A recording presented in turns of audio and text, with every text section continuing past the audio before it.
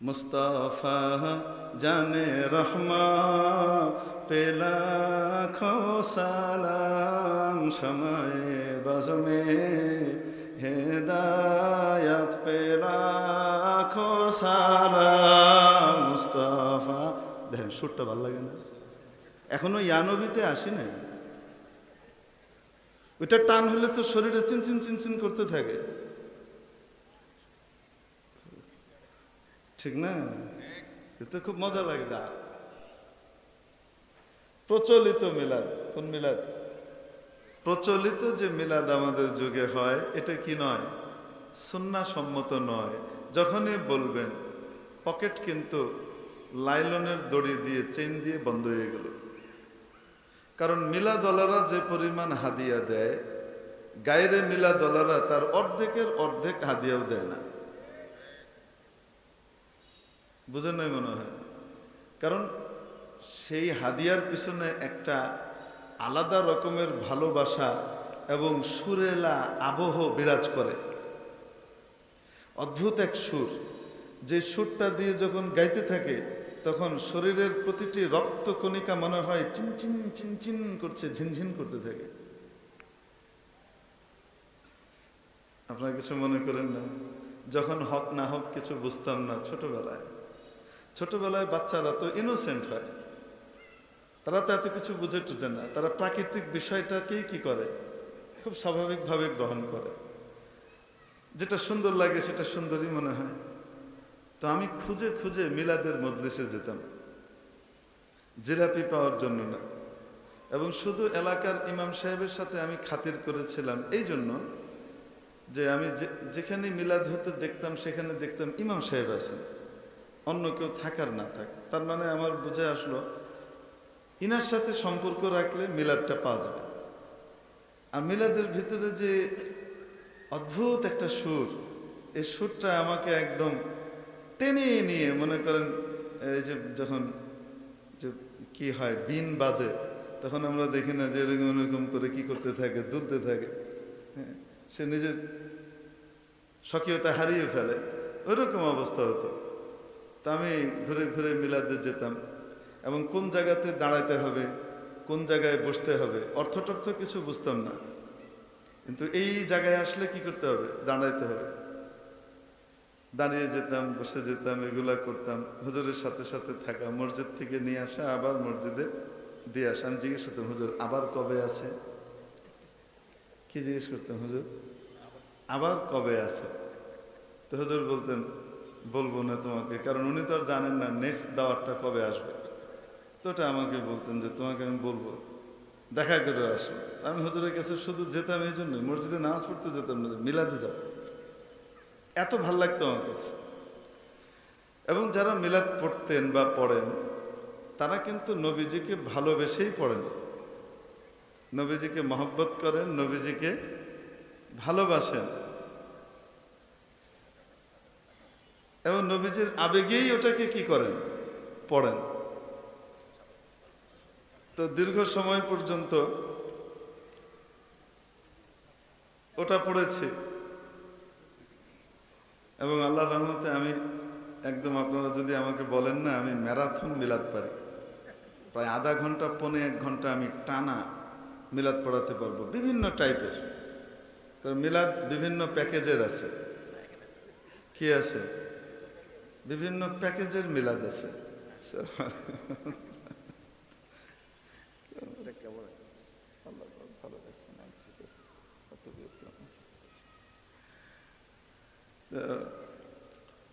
মানে গুড় যে পরিমাণ, মিষ্টি সে পরিমাণ হবে, বুঝেন তো? এটা কিন্তু দুনিয়াতে যেমন আছে, ওইটা আখেরাতের লাইনেও কিছুটা ওরকমই পাওয়া যায়। চার্চিল নামে একজন ছিলেন, আপনারা চিনেন, ইংল্যান্ডের বিখ্যাত ব্যক্তি। ওনার একটা ইন্টারভিউ ছিল, একটা টেলিভিশন কি বলে আপনার রেডিও স্টেশনে উনি যাচ্ছিলেন। ওখানে ওনার একটা ইন্টারভিউ হবে, জাতীয়ভাবে সেটা প্রচারিত হবে, ওনার একটা বক্তব্য যাবে। তো উনি যেই গাড়িতে বসেছেন, মানে ট্যাক্সিতে, সে ট্যাক্সিওয়ালা যখন ওনাকে ওই জায়গা পর্যন্ত পৌঁছিয়ে দিল, তো ভাড়া হয় কয়েক সেন্ট। ওই যুগের 1 পাউন্ডও কি হয় না, ভাড়া হয় না। তুমি ভাড়াটা দেওয়ার আগে তাকে বললেন যে তুমি যদি একটু অপেক্ষা করো আধা ঘন্টা 40 মিনিট, আমি আবার তোমাকে নিয়েই চলে যাব, তোমাকে আমি যথাযথ ইয়ে দিব। ওই লোক বলছে যে না, আমি অপেক্ষা করব না, আপনি যত টাকাই দেন আমি থাকতে পারবো না। কেন? চার্চিল সাহেবের একটা বক্তব্য প্রচারিত হবে কিছুক্ষণ পরে, আমার বাসায় গিয়ে আমি রেডিও ব্যান্ড খুলে বসবো, আমি ওনার বক্তব্য শুনবো। বলে আরিফ, এই লোক চার্চিলকে কি করে না, মুখোমুখি চিনে না, কিন্তু তার কথার ভক্ত। তিনি খুব খুশি হয়ে গেলেন যে একজন সাধারণ ট্যাক্সি ড্রাইভার, এই ড্রাইভার সে আমার বক্তব্য শোনার জন্য কেমন পাগল। তিনি খুশি হয়ে তাকে আর পরিচয় দিলেন না, কিন্তু তাকে 10 পাউন্ড দিয়ে দিলেন। ওই যুগে 10 পাউন্ড মানে বিশাল ব্যাপার।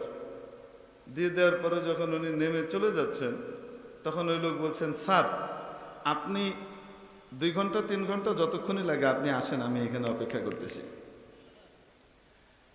উনি বলেন, আমি এতক্ষণ তো আকাশে উঠেছিলাম, ইস আমার কি দাম, তো দেখলাম আমার দাম 10 পাউন্ডের সামনে তুচ্ছ। বুঝেন নাই মনে হয়? দেওবন্দে থাকা অবস্থায় একবার এক উস্তাদে মোহতারামের মুখে একটা ঘটনা শুনেছিলাম। সেটা হলো, একবার এক মুসল্লি মুয়াজ্জিন সাহেবের কাছে ফজরের আগে চলে এসছে। এসে মুয়াজ্জিন সাহেবের রুমে ঢুকেছে, হুজুর আজান দিচ্ছেন, আজান শুরু হয়েছে, যাই হুজুরের কাছে। তো যে দেখে আজান তো হইতেছে, কিন্তু লেপের তলা থেকে, অর্থাৎ হুজুর শুয়ে আছেন, শুয়ে কি করতেছেন, মাউথপিস মুখের কাছে এনে আসসালাতু খায়রুম মিনান নাওম পড়তেছেন, আজান চলতেছে। এখন যখন আজান শেষ হয়েছে, তো ভদ্রলোক কমিটিরও মেম্বার ছিলেন, তো এসে বলছেন, এ কি আজান দিলেন আপনি? আজান তো দাঁড়ায় দাঁড়ায় দেওয়া সুন্নত, আপনি শুয়ে কি করতেছেন, আজান দিচ্ছেন, এই সুন্নতের খেলাফ আজান দিচ্ছেন, এটা কোনো কথা হলো? তো মুয়াজ্জিন সাহেব বলতেছেন, বেতন দেন 3 টাকা, আজান হইয়া দিব না তো কি খাড়াইয়া দিব? শেখুল হাদিস আল্লামা কুতুবউদ্দিন সাহেব রহমতুল্লাহ আলাই আমাদের উস্তাদে মুহতারাম ছিলেন। হুজুরের কাছে হিদায়া রাবে এবং মাকামাতে হারিরি পড়বার সুযোগ হয়েছিল। তো হুজুর আমাদেরকে শোনাচ্ছিলেন যে এক ব্যক্তি ভাড়া থাকতেন কেরানীগঞ্জে, মাদ্রাসায় পড়াতেন, আর ভাড়া থাকতেন কোথায়? কেরানীগঞ্জ। তো বাড়ির মালিকের কাছে অভিযোগ করেছেন, উপর থেকে যে টপ টপ করে কি পড়তেছে, বৃষ্টি হয়, বৃষ্টি হলে তো ঘুমাইতে পারি না, এই টিনের চাল তো ফুটা, টপ টপ করে কি পড়ে, পানি পড়ে, অতএব এটা কি করে দেন, ঠিক করে দেন। মানে অভিযোগটা করে এখনো ফলাফল বলতে পারেন নাই যে এটা ঠিক করে দেন, পানি পড়ে তো। তো ওই লোক বলছে, মাসে ভাড়া দেন 8 টাকা, চাল দিয়ে পানি পড়বো না তো কি সব্বত পড়বো? হাজরত শেখুল হাদিস কুতুবউদ্দিন সাহেব রহমতুল্লাহ আলাইহি বলছেন, মানে এটা এক ধরনের উত্তর আর কি, মানে চাপার জোর যদি থাকে না, তো তখন আরেকজনের হক দেওয়ার পরিবর্তে বয়ান দিয়ে কি করে দেয়, মানে চালায় দিয়ে নিজের ঘাট থেকে সবকিছু পার করে দেয়। আগে এখানে যে রেসকোর্স ময়দান আছে না, এখানে ঘোড় দৌড় হতো। তো ঘোড় দৌড়ের ভিতরে কেউ তো ঘোড়া পেলে টেলে বড় করে তারপরে প্রতিযোগিতায় লাগাতো, কেউ কেউ একদম রেডিমেড ঘোড়া কিনে ওইখান থেকেই ইয়ে করতো, রেডিমেড ঘোড়াও পাওয়া যেত। এখন রেস হবে, কিনতে গেছে, বলছে যে ঘোড়া কি অবস্থা, কই লয়ে যান দেখবেন আপনি কি হয়, মানে ফার্স্ট হবে। খুব সুন্দর করে লেকচার দিয়ে দিছে, তো কিনেছে। প্রতিযোগিতায় দেওয়ার পরে দেখা গেল সবার পেছনে এই ঘোড়া, মানে ফার্স্ট হয়েছে ঠিকই, সামনে দিয়ে না, কোন দিক দিয়ে, পিছন দিয়ে। তো এখন ফিরে এসে বলে, ভাই তুমি আমার এমন একটা ধরা খাইলা, বেইজ্জত করলা, তুমি জানো এটা দিয়ে কিছু হইব না, এই টাট্টুটারে তুমি আমার ধরাই দিলা। তো সেই লোক কয়, মিয়া ডবল টাকা দেন, সিঙ্গেল পেমেন্ট লইছি, ডবল পেমেন্ট করার কথা। তো কেন? গোড়া বেচছি না বাঘের বাচ্চা, সব কিনে দাবরা লয়ে গেছে, পয়সা দেন। তো কথার চাপা দিয়ে চলে যাচ্ছে। তো বলতেছিলাম যত গুড় তত মিষ্টি। তো ওই হাদিয়া যেই পরিমাণ আসতো, তো মিলাদও ওই পরিমাণ লম্বা হইতো। বুঝেন নাই মনে হয়? 100 টাকার মিলাদ এর ডিউরেশন এক টাইপের, 500 টাকার মিলাদের ডিউরেশন অটোমেটিক্যালি আরেক টাইপের হবে, 5000 টাকার মিলাদের ডিউরেশনও কি হবে? ওই টাইপেরই হবে। তো ওই জমানায় আমরা দেখতাম যে মিলাদ পড়ার কারণে যে হাদিয়া তোহফা আসতো, মসজিদের সম্মানের দরকার পড়তো না। কিন্তু আপনাদের হক্কানি ওলামায়ে কেরাম নিজেদের পেটে লাথি মেরে এই হাদিয়া নামের জিনিসগুলোকে তুচ্ছ করে আপনাদেরকে জান্নাতের সঠিক পথ দেখিয়েছেন, এবং এটা বেদাত, এটা বলেছেন, ঠিক কিনা?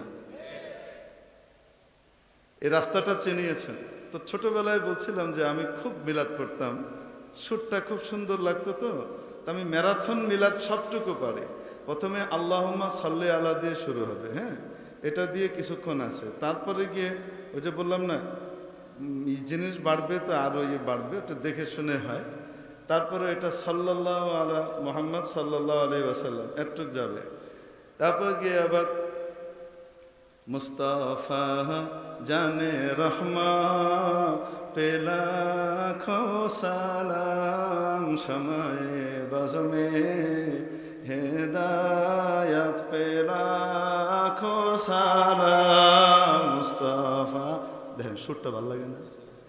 এখনো ইয়ানবিতে আসি না। ওইটা টান হলে তো শরীরে চিনচিন চিনচিন করতে থাকে, ঠিক না? এতে খুব মজা লাগে। তো কইতেছিলাম আজকে যদি মিলাদটা শুধু পড়াইতাম না, আর কিচ্ছু লাগতো না, ঢাকা শহরে 3টা বাড়ি আমার একদম পোশ এরিয়াতে থাকতো। আপনার হুজুররা যদি মিলাদ পড়াইতেন, এই যে ইমাম খতিব পরিষদ, এনারা যদি এগুলা পড়াইতেন শুধু, তাহলে কিচ্ছু লাগতো না। কিন্তু তারপরেও নিজের পেটে লাথি মারে কেন? বাল্লিগ মা উনজিলা ইলাইকা মির রাব্বিক, ওই জিম্মাদারি তারা নবীজির পক্ষ থেকে নিয়াবাতান আদায় করেন। হককে হক, না হককে না হক হিসেবে চিহ্নিত করে আমাদের সামনে দিয়ে দেন।